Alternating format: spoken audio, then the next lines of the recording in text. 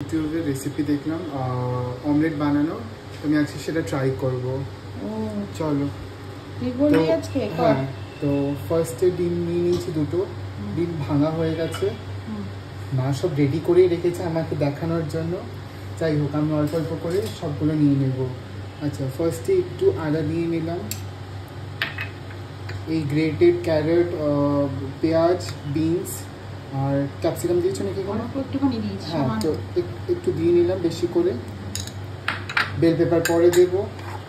আচ্ছা, নুনটা একটু দিয়ে নিই, অল্প অল্প দিস। আর একটু আগের থেকে পেপার দিয়ে রাখলাম, দিয়ে ভালো করে ফেটিয়ে নেব। আর একটু লাগবে সেটা। কোনটা? সবজিটা একটু লাগবে।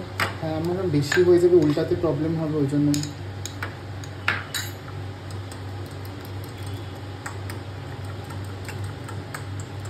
আচ্ছা, তার আগে আমি একটু বাটার নিয়ে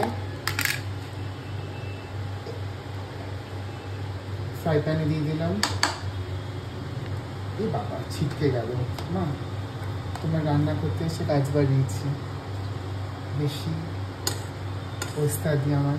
আরো লাগবে? হ্যাঁ, লাগবে তো। ওঠা অনেকটা করে ওঠা। হ্যাঁ, এটা আসলে খুব শক্ত, ফ্রিজে ছিল না। আমি কেটে দেবো না। তো এবার আমি ডিমটা ছেড়ে নেব।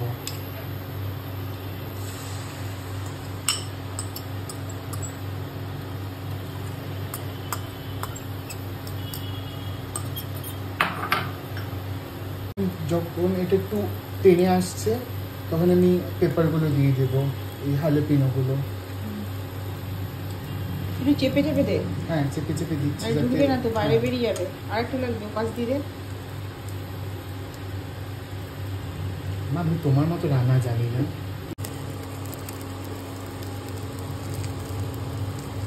দেখতে অনেকটা পিৎজার মতো লাগছে, আমি জানি না কেন। ও, কি ভালো বানিয়েছিস মনে হচ্ছে ভাবি। দেখতে পিৎজা পিৎজা লাগছে না, ওটার জন্য। আর এটাতে প্রচুর নিউট্রিশন থাকবে, যেহেতু সবজি লোডেড। ঠিক আছে।